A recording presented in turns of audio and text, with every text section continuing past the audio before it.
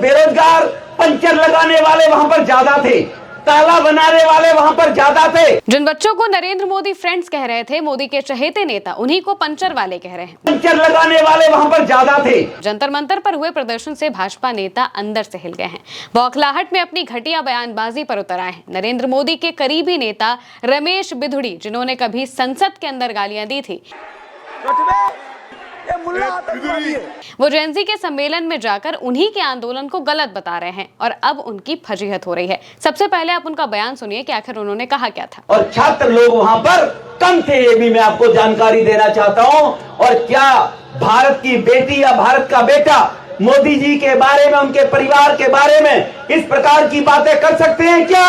वो पंचर लगाने वालों की ही औलादें होंगी, पंचर लगाने वालों के ही खानदान होंगे जो मोदी जी के बारे में इस प्रकार की बातों का उपयोग कर रहे थे। भाइयों बहनों, लो भाई, ये तो उल्टा चोर कोतवाल को डांटे हो गया।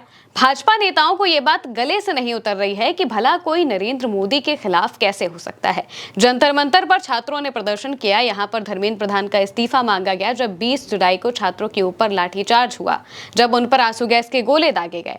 इसके बाद छात्र खुलकर प्रधानमंत्री के खिलाफ भी उतर आए थे। उनका भी इस्तीफा मांगा जा रहा था या फिर उनको लेकर भी जो बातें हैं वो कही जा रही थी, उनका विरोध हो रहा था। जब खुलकर ऐसा विरोध देखा गया तो खुद नरेंद्र मोदी घबरा गए, खुद बीजेपी के बड़े बड़े नेता घबरा गए और इसी वजह से आखिरकार उन्होंने धर्मेंद्र प्रधान का इस्तीफा दिलवाया।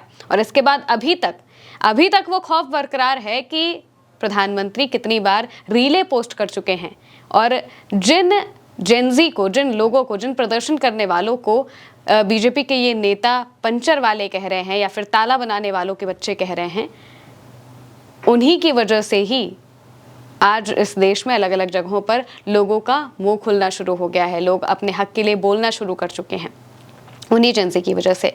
अब अच्छा चलिए ठीक है, वो बता रहे हैं कि ये बेरोजगार लोग होंगे, तो आखिर बेरोजगारी आई कहां से? बेरोजगारी तो खुद मौजूदा सरकार में जो कभी कहा करते थे कि हम नौकरियां देंगे, उनके नौकरियां ना देने की वजह से है, पेपर लीक होने की वजह से है। अलग अलग जगहों पर जो पेपर लीक हो रहे हैं, जो भर्ती परीक्षाएं नहीं हो रही हैं, इसकी वजह से है। अब इसको लेकर लोगों के अलग अलग रिएक्शंस भी सामने आ रहे हैं, जिसकी वजह से अब बीजेपी नेता की खूब फजीहत हो रही है। अमन नमरा लिखते हैं, जंतर मंतर पर बैठे युवाओं में पंचर लगाने वाले ज्यादा थे, वो सब पंचर लगाने वालों की औलादें थी, इसलिए मोदी को गाली दे रहे थे। ये वही मोदी के पसंदीदा बीजेपी नेता रमेश बिधुड़ी हैं जो संसद में दूसरे सांसद को और भी जो भद्दे शब्द हैं वो कह रहे थे। इतना संस्कार भरा पड़ा है कि जहां तहां लीक होने लगता है। कांग्रेस ने लिखा, जंतर मंतर पर प्रदर्शन करने वाले जेनजी पंचर लगाने वाले थे, छात्र नहीं थे। ये बात नरेंद्र मोदी के चहेते बीजेपी नेता रमेश बिधुड़ी ने कही है। पहले मोदी ने युवाओं पर लाठियां, आंसू गैस के गोले और पैलेट गन चलवाई। इतने से मन नहीं भरा तो अपने गालीबाज नेताओं से देश के युवाओं को गालियां दिलवा रहे हैं, अपमानित करवा रहे हैं। अपने ईगो के लिए मोदी हर दिन देश के युवाओं के मान सम्मान को रौंदने में लगे हैं। मोदी को बताना चाहिए कि सभ्य समाज में इस तरह की गिरी हुई बात की जानी चाहिए। वॉइस ऑफ जस्टिस लिखते हैं, युवाओं को रोजगार नहीं मिला तो उन्हें पंचर लगाने वाला कहकर मजाक बना दो। शायद यही नई राजनीति का आसान रास्ता है। बेरोजगारी पर जवाब देना मुश्किल हो तो युवाओं का अपमान कर दो। सवालों का जवाब तर्क से नहीं तंज से दिया जाए तो लोकतंत्र नहीं अहंकार दिखाई देता है। युवा चाहे छात्र हो, मजदूर हो, पंचर बनाने वाला हो या फिर किसान का बेटा हो, सम्मान हर नागरिक का अधिकार है, उपहास नहीं। गालीबाज रमेश बिधुड़ी। आम आदमी पार्टी की तरफ से भी लिखा गया कि नाम रमेश बिधुड़ी, काम सड़क से संसद तक गाली देना, पहचान प्रधानमंत्री नरेंद्र मोदी जी के चहेते नेता।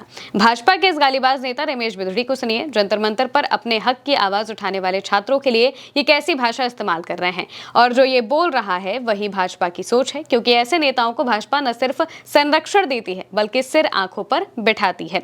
इंडियन यूथ कांग्रेस की तरफ से भी लिखा गया कि नाम गालीबाज रमेश बिधुड़ी, काम बस गालियां देना, चाहे संसद हो या फिर सड़क हो, पहचान मोदी जी के खासम खास। और अब इन्होंने जेनजी छात्रों को पंचर लगाने वाला कहा है। मोदी जी आज रात 12 बजे वीडियो आएगा ना, यानी कि यहाँ पर जो प्रधानमंत्री नरेंद्र मोदी छात्रों को सुना रहे थे या फिर उनको लेकर कह रहे थे कि छात्र गालियां दे रहे थे, सब समाज में महिलाएं बेटियां ऐसी गालियां कैसे दे सकती हैं, ये सारी बातें कर रहे थे। उनकी नजर शायद अपने इन नेता पर नहीं जाती जो संसद से लेकर सड़क तक हर तरफ सिर्फ गालियां देते हुए दिखाई देते हैं या फिर लोगों में हिंसा फैलाने का काम करते हैं, लोगों में नफरत फैलाने का काम करते हैं। अब वो पंचर वाला किसे कह रहे हैं ये हर कोई जानता है, किस तरीके से टारगेट करके किया जा रहा है, ताकि जो जनरेशन एक साथ आई जो युवा बिना किसी धर्म के, बिना किसी जाति के एक साथ आकर मुद्दे पर बैठा और उसने जीत हासिल की, उन्हें अलग किया जा सके। इसी वजह से वो ये सारी बातें बोल रहे हैं, क्योंकि जिस बीजेपी का काम हमेशा हिंदू मुस्लिम कार्ड से चलता था, इस बार उनका काम नहीं चल पाया, इस बार वो कुछ नहीं कर पाए। और इसी वजह से बीजेपी नेताओं की बौखलाहट अब निकल कर सामने आ रही है। और वो बौखलाहट में जो छात्र प्रदर्शन कर रहे थे, जिन्होंने लाठियां खाई, अब वो हिंदू भी हो सकते हैं, वो मुस्लिम भी हो सकते हैं, धर्म पर जाना ही बेकार है, क्योंकि छात्रों का प्रदर्शन कभी धर्म के नाम पर था ही नहीं, ना ही वहां पर उन्होंने कभी इस तरीके की चीजों को किया। वहां पर जो भी छात्र थे वो सिर्फ और सिर्फ छात्र थे, उनका धर्म सिर्फ पढ़ाई करना था, बस इतना। लेकिन बीजेपी नेताओं से ये बिल्कुल भी हजम नहीं हो रहा है कि आखिर कैसे महिलाएं या फिर जो यंग जनरेशन की छात्राएं हैं, जो स्टूडेंट्स हैं, वो प्रधानमंत्री के खिलाफ जा सकती हैं।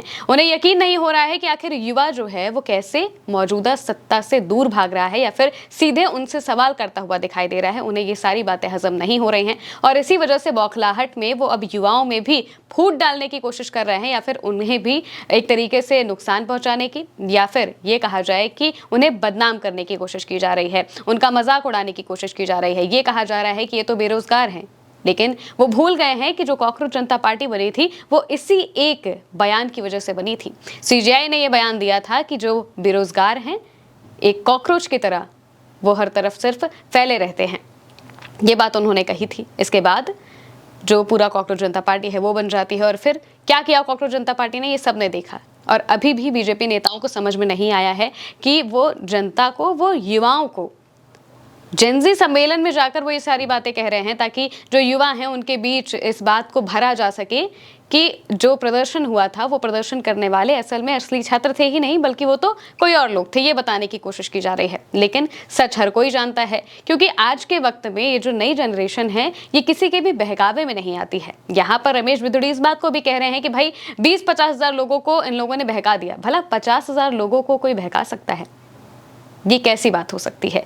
यहाँ पर बीजेपी को लगता है कि जितने भी लोग हैं सब उन्हीं की तरह काम करते हैं, लेकिन ऐसा नहीं है। जो छात्र थे वो अपने मुद्दे पर आए थे और इसी वजह से उन्हें जीत हासिल हुई। और अब ये जीत बीजेपी नेताओं को बर्दाश्त नहीं हो रही है। इसी वजह से वो ये उल्टे सीधे भाषण देते हुए दिखाई दे रहे हैं, क्योंकि इन्हें बिल्कुल भी अच्छा नहीं लगता है कि कोई युवा, कोई छात्र पढ़ाई की बात करे। इन्हें वो युवा चाहिए जो इनके आगे पीछे घूमे, जो उपद्रव मचाए, जो इनके कहने पर लोगों के सिर फोड़े, लोगों को तोड़े फोड़े, वो यही सब काम करे, वही युवा इनके लिए अच्छा होता है। लेकिन यहाँ पर मौजूदा वक्त में जो युवा है वो बीजेपी को टाटा बाय बाय करता हुआ दिखाई दे रहा है। फिलहाल के लिए मेरे एनिक महिमा के साथ इस खबर में इतना ही। आप देखते रहिए उल्टा चश्मा न्यूज़ से।